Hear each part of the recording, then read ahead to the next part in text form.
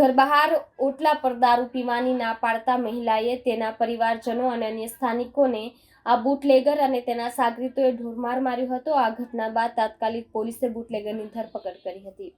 મળતી માહિતી અનુસાર મહિધરપુરા વિસ્તારમાં ધવલ નામનો બુટલેગર પોતાના સાગરીતો સાથે ખુલ્લેઆમ દારૂ પીતો હતો અને સ્થાનિકોને હેરાન કરતો હતો। ગત રાત્રિના સમયે જ્યારે કેટલીક મહિલાઓએ તેમના ઘર બહાર ઓટલા પર દારૂ પીવાની મનાઈ કરી ત્યારે બુટલેગર ધવલ અને તેના સાગરીતો ગુસ્સે ભરાયા હતા। તેમણે મહિલાઓ અને તેમના પરિવારજનો અને અન્ય સ્થાનિકો પર હુમલો કરીને માર મારવાનું શરૂ કરી દીધું। આ ઘટનામાં એક ઇજાગ્રસ્ત મહિલાએ જણાવ્યું હતું, અમે તો માત્ર ઘર બહાર ઓટલા પર દારૂ પીવાની મનાઈ કરી હતી। ફક્ત એટલું કહેતા જ બુટલેગર ધવલ અને તેના સાગરીતો અમને મારવા તૂટી પડ્યા, મને પકડીને ફેંટ મારી હતી અને મોઢું પકડીને ફેંકી દીધી હતી। આ ઘટના દરમિયાન બુટલેગર ધવલ એવું પણ કહેતો સંભળાયો હતો કે મારું શું કરી લેવાની પોલીસ। આ સમગ્ર ઘટનાના કારણે સ્થાનિકોમાં ભારે રોષ જોવા મળી રહ્યો છે। લોકો પોલીસની કામગીરી સામે પણ સવાલો ઉઠાવી રહ્યા છે।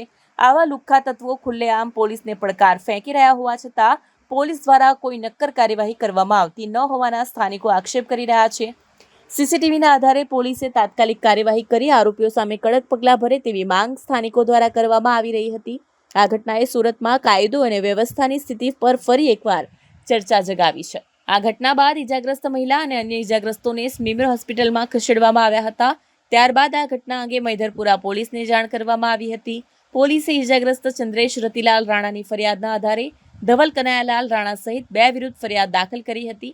હાલ આ ધવલને ઝડપી પાડવા આવ્યો હોવાનું જાણવા મળ્યું છે। પોલીસે ધવલ વિરુદ્ધ પ્રોહિબિશનનો ગુનો પણ દાખલ કર્યો છે।